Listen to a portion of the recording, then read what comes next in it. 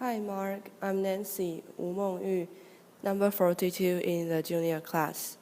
I'm going to read Let's Help Refugees Thrive, Not Just Survive by Melissa Fleming.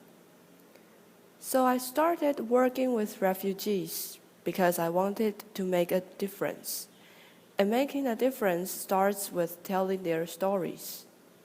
So when I meet refugees, I always ask them questions. Who bombed your house? Who killed your son? Did the rest of your family make it out alive? How are you coping in your life in exile? But there's one question that always seems to me to be most revealing, and that is, what did you take? What was that most important thing that you had to take with you when the bombs were exploding in your town and the armed gangs were approaching your house? A Syrian refugee boy I know told me that he didn't hesitate when his life was in imminent danger. He took his high school diploma. And later he told me why. He said, I took my high school diploma because my life depended on it. And he would risk his life to get that diploma. On his way to school, he would dodge snipers. His classroom sometimes shook with the sound of bombs and shelling. And his mother told me, every day, I would say to him every morning, Honey, please don't go to school. And when he insisted, she said, I would hug him as if it were for the last time. But he said to his mother, We are all afraid, but our determination to graduate is stronger than our fear. But one day, the family got terrible news. Henny's aunt, his uncle, and his cousin were murdered in their homes for refusing to leave their house. Their throats were slit. It was time to flee. They left that day, right away, in their car. Henny hidden in the back because they were facing checkpoints of menacing soldiers. And they would cross the border into Lebanon, where they would find peace. But they would begin a life of grueling hardship and monotony. They had no choice but to build a shack on the side of a muddy field. And this is Henny's brother, Ashraf, who plays outside. And that day, they joined the biggest population of refugees in the world, in a country, Lebanon, that is tiny. It only has 4 million citizens, and there are 1 million Syrian refugees living there. There is not a town, a city, or a village that is not host to Syrian refugees. This is generosity and humanity that is remarkable. Think about it this way, proportionately. It would be as if the entire population of Germany, 80 million people, would flee to the United States in just 3 years. Half of the entire population of Syria is now uprooted, most of them inside the country. 6.5 million people have fled for their lives. Well over 3 million people have crossed the borders and have found sanctuary in the neighboring countries. And only a small proportion, as you see, have moved on to Europe. What I find most worrying is that half of all Syrian refugees are children. I took this picture of this little girl. It was just 2 hours after she had arrived after a long trek from Syria into Jordan. And most troubling of all is that only 20% of Syrian refugee children are in school in Lebanon. And yet, Syrian refugee children, All refugee children tell us education is the most important thing in their lives. Why? Because it allows them to think of their future rather than the nightmare of their past. It allows them to think of hope rather than hatred. I'm reminded of a recent visit I took to a Syrian refugee camp in northern Iraq.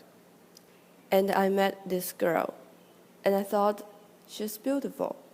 And I went up to her and asked her, "Can I take your picture?" And she said yes, but she refused to smile. I think she couldn't, because I think she must realize that she represents a lost generation of Syrian refugee children, a generation isolated and frustrated.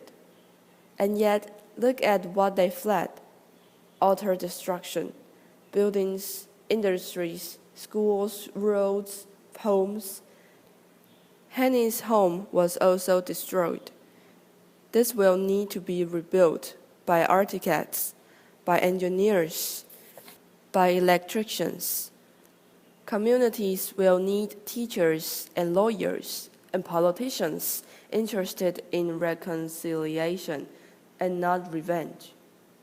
Shouldn't this be rebuilt by the people with the largest stake?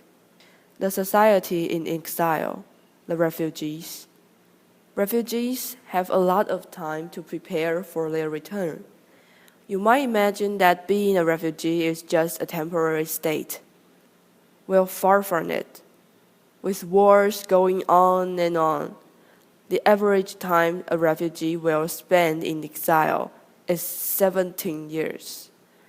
Henny was into his second year in limbo when I went to visit him recently, and we conducted our entire conversation in English, which he confessed to me he learned from reading all of Dan Brown's novels and from listening to American rap.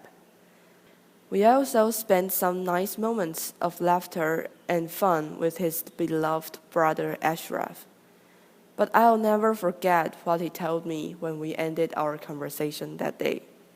He said to me, "If I am not a student, I am nothing." Henny is one of 50 million people uprooted in this world today. Never since World War II have so many people been forcibly displaced. So while we are making sweeping progress in human health, in technology, in education and design, we are doing dangerously little to help the victims, and we are doing far too little to stop and prevent the wars that are driving them from their homes. And there are more and more victims. Every day, on average, by the end of this day, 32,000 people will be forcibly displaced from their homes. 32,000 people. They flee across borders like this one. We captured this on the Syrian border to Jordan. And this is a typical day. Or they flee on unseaworthy and overcrowded boats, risking their lives in this case just to reach safety in Europe. This Syrian young man survived one of these boats that capsized. Most of the people drowned. And he told us, Syrians are just looking for a quiet place where nobody hurts you, where nobody humiliates you, and where nobody kills you. Well, I think that should be the minimum. How about a place of healing, of learning, and even opportunity? Americans and Europeans have the impression that proportionally huge numbers of refugees are coming to their country. But the reality is that 86%, the vast majority of refugees, are living in the developing world, in countries struggling with their own insecurity with their own issues of helping their own populations and poverty. So wealthy countries in the world should recognize the humanity and the generosity of the countries that are hosting so many refugees. And all countries should make sure that no one fleeing war and persecution arrives at a closed border. Applause. Thank you. But there is something more that we can do than just simply helping refugees survive. We can help them thrive. We should think of refugee camps and communities as more than just temporary population centers where people languishing waiting for the war to end.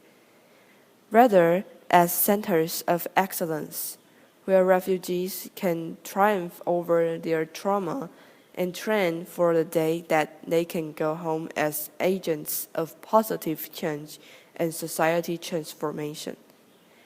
It makes so much sense. But I'm reminded of the terrible war in Somalia that has been raging on for 22 years. And imagine living in this camp. I visited this camp. It's in Djibouti, neighboring Somalia. And it was so remote that we had to take a helicopter to fly there. It was dusty and it was terribly hot. And we went to visit a school and started talking to the children. And then I saw this girl across the room who looked to me to be the same age as my own daughter. And I went up and talked to her. And I asked her the questions that grown-ups ask kids, like, what is your favorite subject? And what do you want to be when you grow up? And this is when her face turned blank. And she said to me, I have no future. My schooling days are over. And I thought there must be some misunderstanding. So I turned to my colleague and she confirmed to me there is no funding for secondary education in this camp.